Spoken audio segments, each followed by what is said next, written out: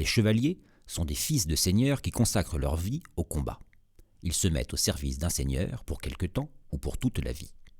Ils sont envoyés vers l'âge de 12 ans chez un autre chevalier afin qu'ils y apprennent les règles de la chevalerie. Ils apprennent le métier des armes en assistant le chevalier de différentes façons, entre autres en s'occupant de ses chevaux et de son armure. On appelle ces jeunes gens des écuyers.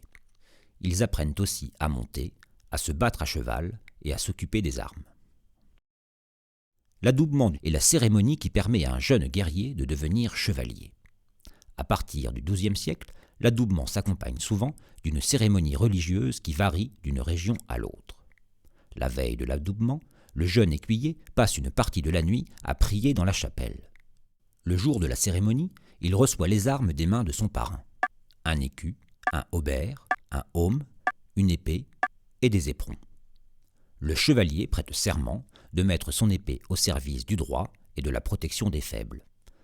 Pour limiter leur violence et leur imposer son autorité, l'Église leur fixe progressivement des règles, comme de ne pas attaquer les bâtiments religieux ou de ne pas combattre certains jours. L'Église définit peu à peu les qualités morales du parfait chevalier, l'esprit chevaleresque.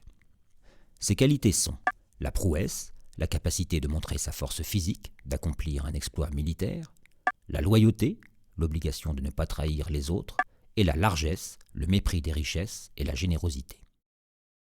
L'évolution de l'équipement militaire est un facteur décisif dans l'apparition des armoiries.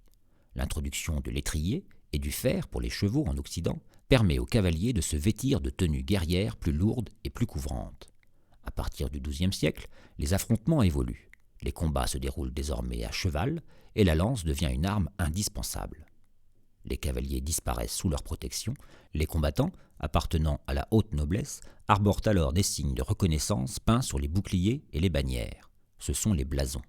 Pour éviter toute confusion, on combine les couleurs, c'est-à-dire les émaux, les motifs et les figures sur un fond triangulaire. Cette pratique, avant tout fonctionnelle, fournit un ensemble de figures qui constituent un répertoire de symboles. L'étude de ces symboles s'appelle l'héraldique.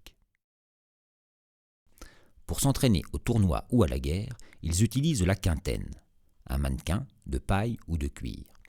Armé de sa lance, le chevalier vise cette cible fixe. La difficulté est de garder un geste précis malgré le poids de sa lance. Dans les tournois, les chevaliers s'affrontent comme lors d'un véritable combat. Ils montrent leur courage aux dames et aux seigneurs qui observent depuis les tribunes ce spectacle parfois meurtrier.